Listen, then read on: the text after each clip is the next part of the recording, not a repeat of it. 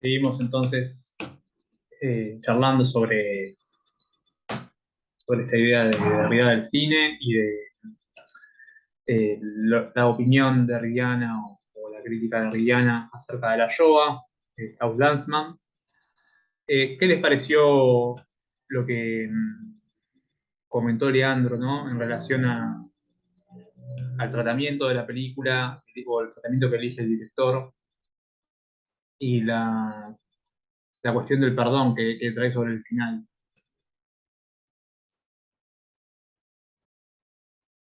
Pueden o tomar la palabra o pueden escribirlo si quieren por el chat, si les resulta más fácil expresar por ahí, expresar de forma escrita.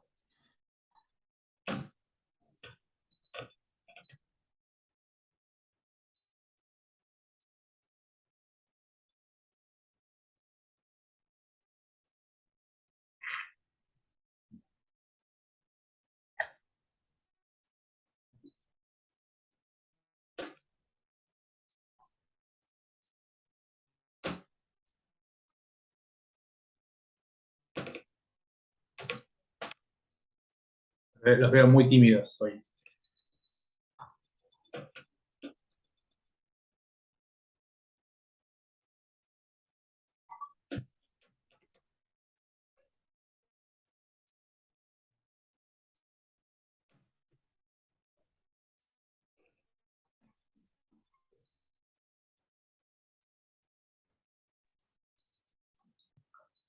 Bueno, retomo mientras se conecta entonces, compañero. Realmente cualquier aporte lo escriben o me interrumpen. Eh, Particularmente, yo esperaba que esta parte sea más conversada, no es que tengo para seguir hablando. A ver, acá un mensaje.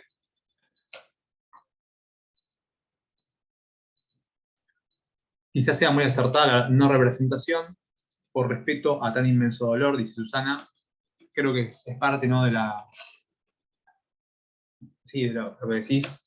Creo que sintetiza muy bien la intención de Lanzmann, generar un respeto eh, frente a ese dolor. Me llamaba la atención, y me parece que hizo muy bien Leandro, en contraponer las imágenes de la niebla y la noche, ese archivo fílmico tan desgarrador, tan brutal, ¿no? De los cuerpos hambriados, absolutamente reducidos, ¿no?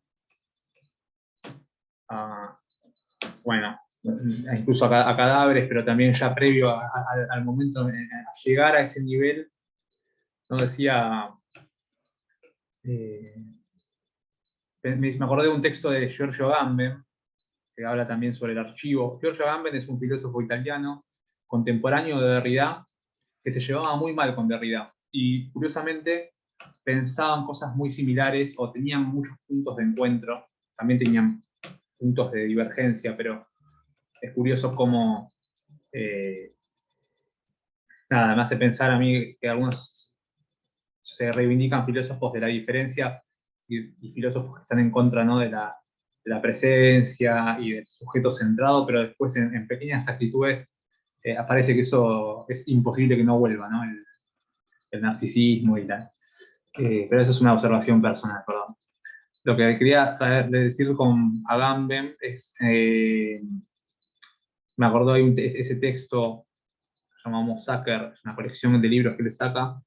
En el tercero se ocupa del problema de los campos de concentración y habla bueno, el archivo y el testimonio, justo estos temas de los que está hablando también Derrida, por eso digo que hay muchas similitudes. Y, y habla de la figura del musulmán, que era así como el capo, que decían al que tenía un rango intermedio dentro de los judíos o dentro de los oprimidos del campo, porque colaboraba con los mayores, aquel que ya estaba en un plano, hablando también de ese umbral de la fantasmalidad, ¿no? Aquel que ya no estaba vivo, ya no estaba en sí, ya estaba con un pie en la tumba, le decían el musulmán, aquel que ya había perdido como los rasgos de la subjetividad y estaba limitado a, a la existencia biológica, ¿no? El hecho de seguir viviendo, pero ya sin ningún tipo de rasgo, de rasgos como humanos o de rasgos de la personalidad que eran los que primaban antes de llegar a esa instancia, ¿no? Y trabajo sobre esa figura. Y me pareció, bueno, me recordó a eso ver las imágenes de los cuerpos siendo levantados con máquinas, ¿no? Y me parece que justamente la propuesta, ¿no?, de Lanzmann tiene que ver con hacer vibrar otro, otro tipo de memoria, o sea, a partir de la palabra, y podemos ver el dolor, y podemos también desgarrarnos o sentir una conmoción escuchando a alguien hablar de algo terrible y viendo cómo su expresión facial se transfigura, cómo su palabra vacila, cómo el orden del discurso se altera, ¿no? Y se interrumpe, ¿no? Porque ya hay una imposibilidad también de poner esa vivencia en palabras, ¿no? Y un dolor muy grande para hacerlo. Entonces me parece que eso es una de las cosas que me parece un acierto, si queremos decir, de Lanzmann, bueno, de darle ese valor al testimonio y también de darle ese dramatismo a la palabra hablada, ¿no? Que yo entiendo, es muy difícil, es una película que a un punto es inmirable, ¿no? Porque son 8 horas de testimonio, 9 horas de testimonio, casi 10. Y por otro lado, hay momentos en los cuales sencillamente un diálogo, como el que mostraba él que aparece a las 5 horas, ¿no? Es revelador de una situación, de un dolor, de un momento de la historia. Tiene esa característica esta película. No es una película monumental. Tal cual, acá Susana dice, se puede advertir la permanencia del dolor por el peso de lo vivido, el tiempo no cura, no cicatriza. ¿No? Y esto lo hablábamos un poco la clase pasada con el tema del duelo, ¿no? Hay un duelo imposible de hacer en relación a la muerte del otro y a esa experiencia de muerte que es muy particular del campo de concentración. Que vemos a estas personas, en la palabra, en el testimonio de estas personas, vemos la huella, ¿no?, de ese duelo imposible, o vemos la marca que dejó esa experiencia. Más allá de que las personas parecen que están también viviendo una vida, ¿no? No coinciden esos cuerpos con los cuerpos que vemos en La noche y la niebla, ¿no? Con los cuerpos del campo. Ya ellos han vuelto a una normalidad, pero sin embargo hay algo del campo que todavía los marca, ¿no? Que todavía los tiene, como dice Susana, ¿no? Hay una permanencia del dolor.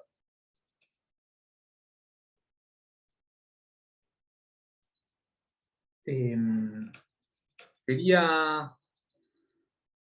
hacer algunas menciones o algunas comparaciones también. En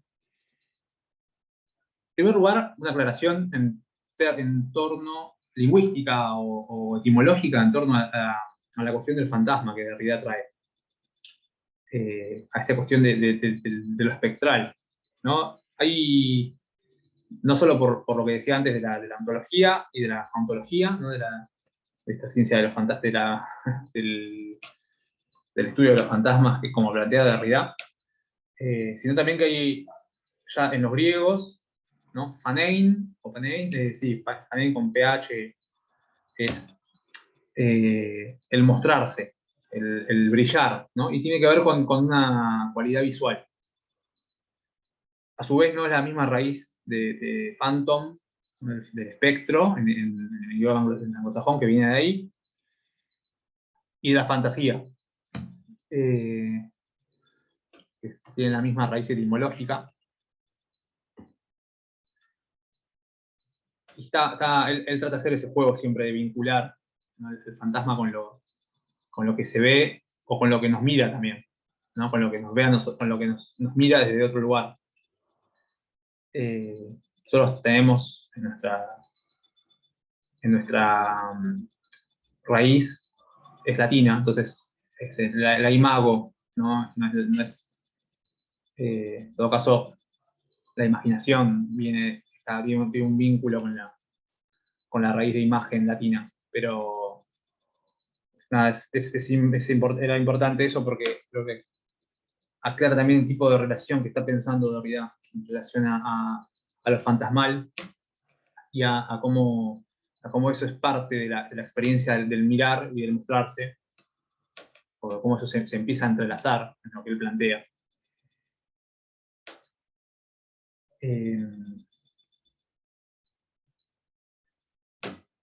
Después hay un autor que es húngaro, se llama Peter Paul Pelbart, vive en Brasil, es un filósofo que está radicado ahí, que da clases ahí. Sacó un libro que se llama Filosofía de la deserción, nihilismo, locura y comunidad. Es un rejunte de trabajos. Tiene un trabajo al final que me pareció muy interesante y que venía muy a colación con lo que estábamos, con el tema del encuentro de hoy. Porque habla de este film y de otro film que yo lo trabajé en la clase en el curso de Foucault, que se llama Hitler, una película de Alemania, de un cineasta que es Silverberg, que es una película del 77, un poco anterior a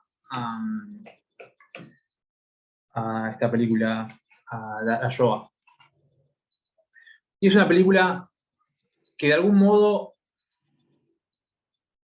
elude el archivo, las imágenes, pero a su vez sale por otro lado, no sale como Lanzmann, por el testimonio, sino que apunta a la parodia, a lo carnavalesco, ¿no? Aparece a un montaje perpetuo, porque es una película también monumental, de 8 horas más o menos, donde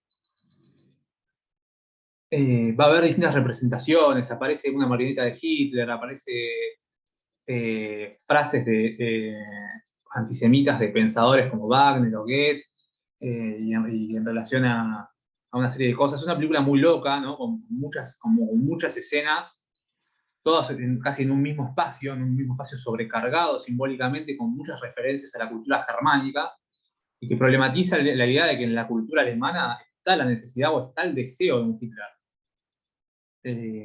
Y lo hace, si bien con mucha iconoclastía o con mucha transgresión, también eludiendo la idea de representar el horror del campo de concentración, eludiendo la idea de mostrar el horror. También se insertaría en ese sentido en una relación posible con la Shoah.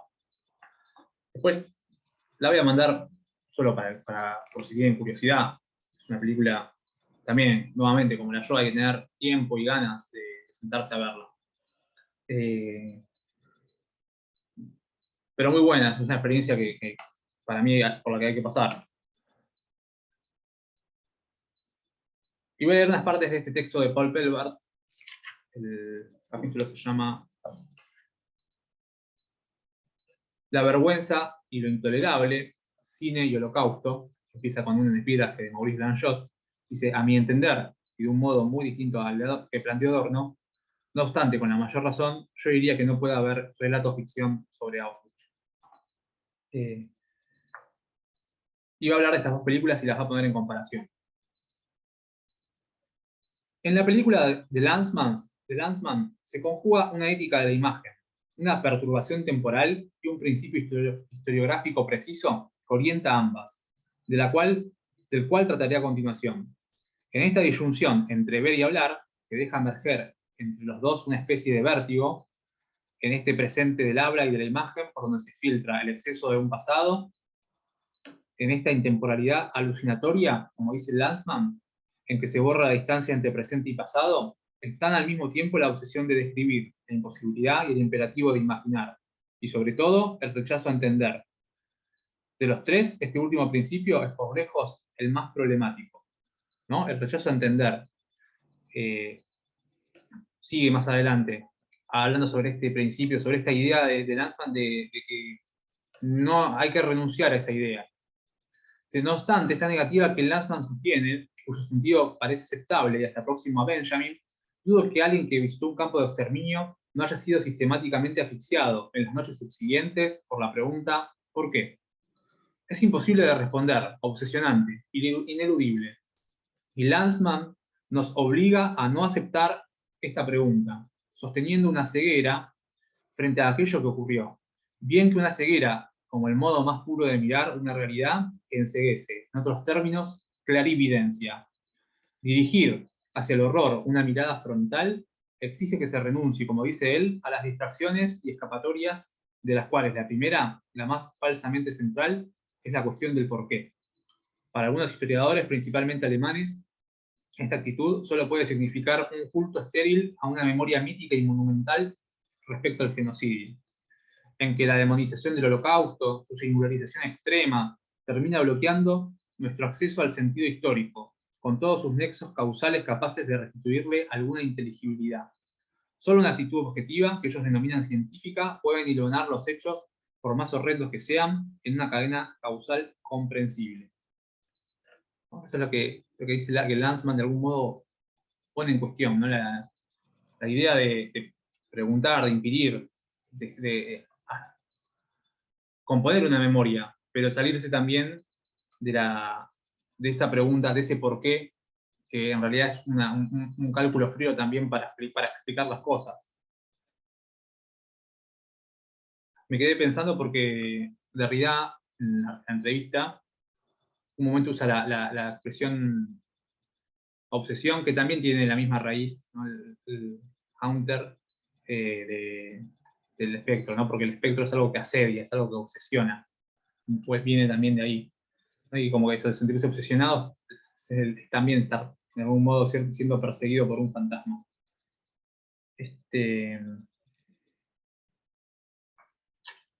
Y una segunda partecita, bueno, cuando hace la comparación entre estas películas, dice, La Shoah y Hitler, una película de Alemania, dos películas opuestas en todo. Una priorizando a las víctimas, la otra a los verdugos. Una documental, la otra fantasmal. Una ascética, la otra excesiva. Una constituida por declaraciones reales de testigos oculares. La otra hecha de pastiche y parodia. Una económica y repetitiva en las imágenes, la otra saturada y proliferante. Una iconoclasta, la otra iconomaníaca. Una deliberadamente austera, la otra melancólica, verborrágica, poética, exaltada, sensual.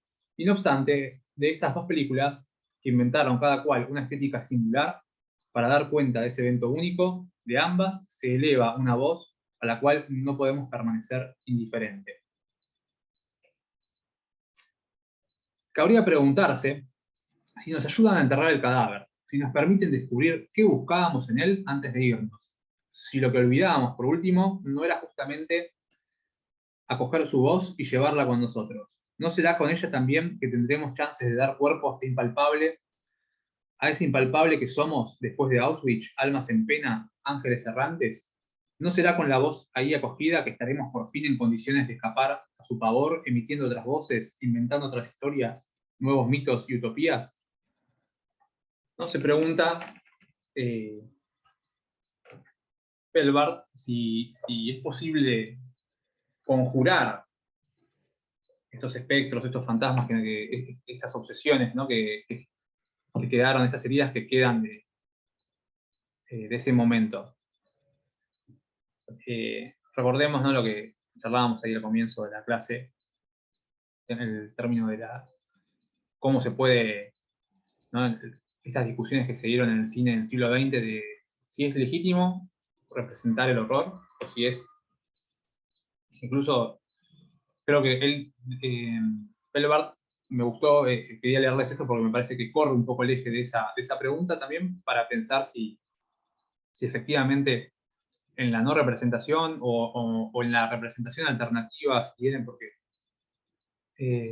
bueno, no habría representación, ¿no? Pero en el testimonio o en esta sátira, no hay también la posibilidad de pensar algo nuevo, ¿no? De empezar a mirar y a repensar de quedarse en el lado de los vivos, no en el lado de los muertos, para decirlo en términos de Nietzsche. No sé si alguien quiere aportar algo, comentar.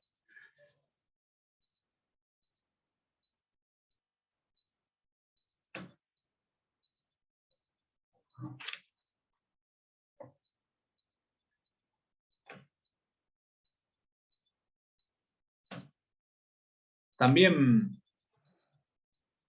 hay algo, creo que yo, de la distancia, ¿no? De estas relaciones o de estos debates de la distancia histórica con ciertos acontecimientos eh, que, que marcan un poco, ¿no? Porque creo que una película, no sé si alguno vio Bastardo sin Gloria, de Tarantino, una película como esa, me parece que hubiese sido imposible, ¿no?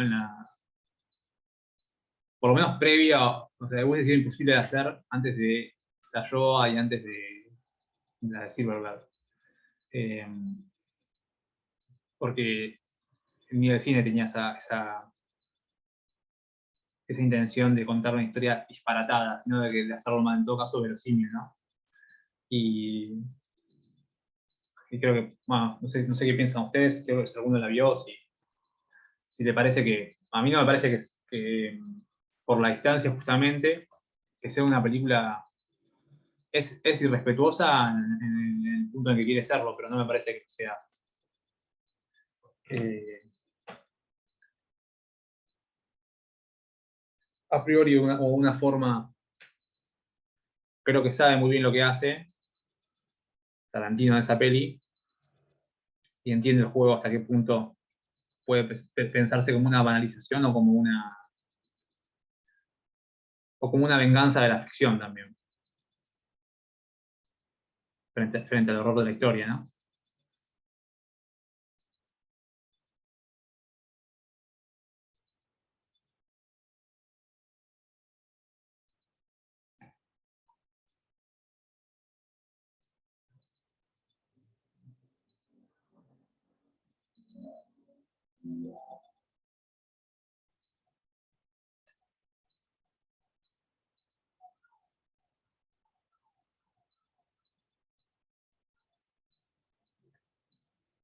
Te escucho si tienen algo más si tienen algo para decir, para preguntar.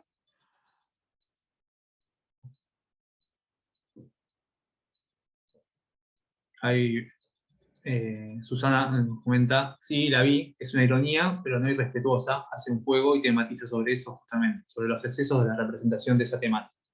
Tal cual, yo coincido con tu opinión, en el sentido de que parte de la parodia es eso, ¿no? El exceso de representación del- del- de las películas bélicas, como sumarle tantas cosas que uno que termine siendo una sátira también de ese género cinematográfico. Eh, por eso me parece una muy buena película.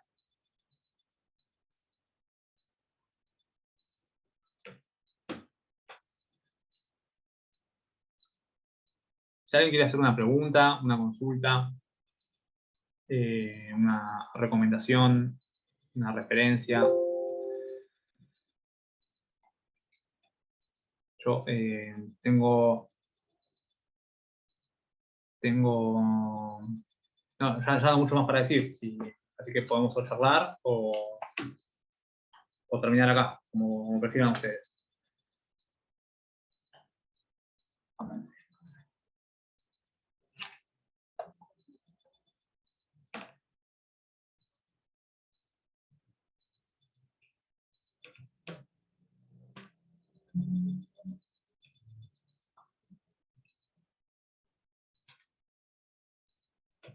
Bueno, parece que dejamos por hoy. Eh, bueno, por hoy y hasta el próximo taller o hasta que nos volvamos a encontrar. Espero que les haya servido, que les haya despertado alguna curiosidad, algún interés. Tienen mi contacto si necesitan o si quieren hacer alguna consulta sobre estos temas que estuvimos charlando, si se les ocurre algo más adelante y me quieren consultar, o si quieren hacer alguna consulta, yo por lo general leo muchos temas de filosofía contemporánea. Si alguno está con algo me pueden preguntar. No me molestan los intercambios, ni las consultas, ni nada. Hola, hola. A mí me gustaría dar solo un comentario. Dale, sí, Juan. No sé si se pueda.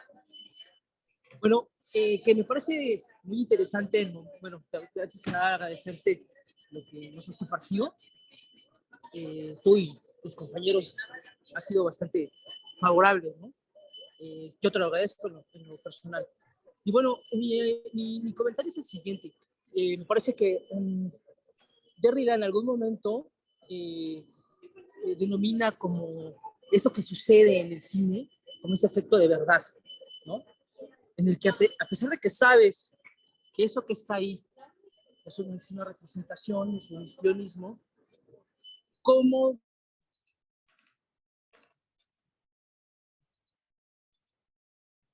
Creo que se cortó, Víctor. con esa imagen que está sucediendo. ¿Ahí me escuchas mejor? Sí, ahí volviste. Fue 2 segundos que se cortó. Te decía, ¿cómo surte ese efecto de verdad en ese espectador que está ahí para implicarse y involucrarse y surtir una serie de emociones y incluso que suceda ese mecanismo proyectivo? Está ahí en ese personaje, en algo me puedo identificar y no puedo evitar remitirme también a lo que decía Lacan en cierto momento, de cómo toda verdad tiene algo de ficción, ¿no? Y creo que ambas cosas fluyen ahí en el cine, ¿no? Precisamente en esa manifestación artística. Creo que me faltó escuchar. ¿Toda verdad tiene algo de? Derrida lo dice como, ¿perdón? Dijiste que Lacan decía toda verdad tiene algo de, y me faltó escuchar la palabra. ¿De ficción? De ficción. Muy bien. ¿No? Y Derrida lo pone al revés, ¿no? Esa ficción surte efecto de verdad, ¿no? Claro. Entonces, ahí se me hace bastante interesante cómo puede jugar en ambos polos el cine en el espectador. Muy interesante esto que...